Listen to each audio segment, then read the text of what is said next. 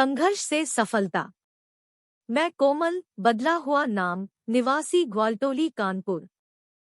काम किया हुआ है। आगे की पढ़ाई गरीबी के कारण नहीं कर पाई और माता पिता ने 2021 में मेरी शादी कर्ज लेकर किसी तरह दान दहेज देकर संपन्न कराई थी। ससुराल वालों ने बताया था कि उनका बेटा बहुत ही काबिल है, कई काम कर लेता है। घर में आटा चक्की है, तेल पिराया जाता है, मसाला पीसा जाता है, ये सारे काम वह करता है। मिल का मालिक है, अच्छा पैसा कमाता है। ये सब देख माता पिता ने शादी कर दी, पर जब मैं ससुराल गई तो पता चला कि पति कोई काम ही नहीं करता, निकम्मा है, सारा दिन घूमना, बाइक रेसिंग करना। कोमल को यह सब जानकर बहुत दुख हुआ, पर वह क्या कर सकती थी। शादी बड़ी मुश्किल से कर्ज लेकर की गई थी, जिसके कारण उसे चुप होना पड़ा और उसी दशा में रहने को वह मजबूर थी और वह हर हाल में रिश्ता निभाना चाहती थी, पर पति शराब के नशे में कोमल के साथ गलत शब्दों का प्रयोग करता और आए दिन मार पीट कर दहेज कम लाने को लेकर गालियां देता। मायके में बात नहीं करने देता था। एक दिन मायके से चचेरे भाई का फोन आया और मैं बात कर ही रही थी कि पति आए और देखा कि बात कर रही है, तो चिल्लाते हुए मुझे जोर से लात मारी। मैं जमीन पर गिर पड़ी, काफी चोट आई और मैं रोने लगी। शारीरिक, मानसिक, भावनात्मक रूप से पीड़ित थी। मुझे कोई भी रास्ता नजर नहीं आ रहा था। मायके में बताने का सोचती तो मुझे लगता कि अगर इसे छोड़ मैं मायके गई तो मेरे माता पिता क्या करेंगे, और अभी तो जो शादी में कर्ज लिया था वही नहीं दे पाए हैं, फिर मेरा बोझ वह कैसे उठाएंगे। यह सारी बातें सोचकर मैं चुप हो जाती और पति के सारे अत्याचार सहती रहती।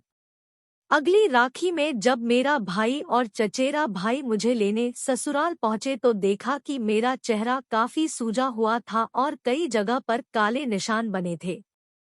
यह सब देखकर भाई मेरे गले लगकर फूट फूट कर रोने लगा। वो समझ गया और बोला, दीदी घर चलो।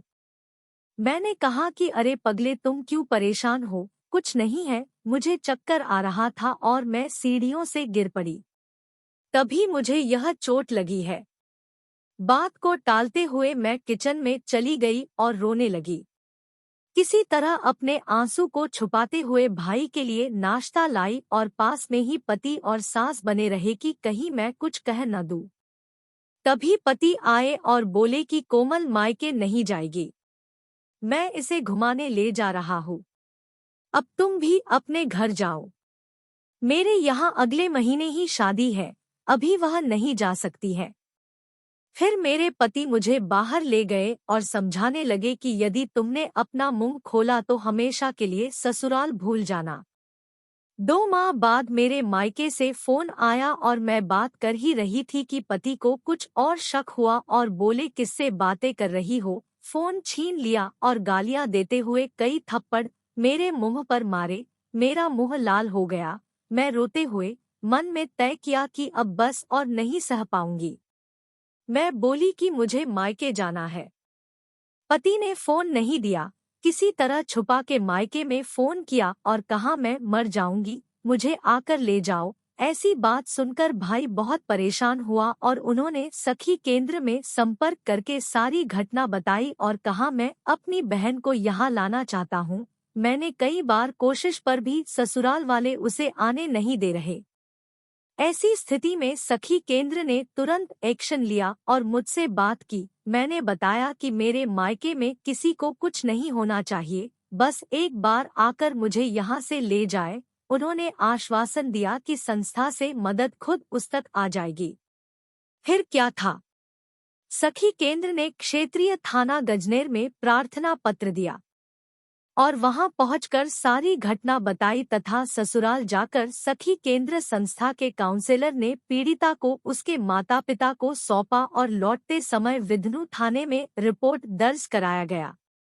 फिर दूसरे दिन सखी केंद्र में मेरी काउंसलिंग की गई और द्वितीय पक्ष से बात की गई। चूंकि मैं रहना चाहती थी, इसलिए दोनों पक्षों को बुलाकर आमने सामने बात करी गई और समझौता पत्र लिखवाकर दोनों का समझौता कराया गया।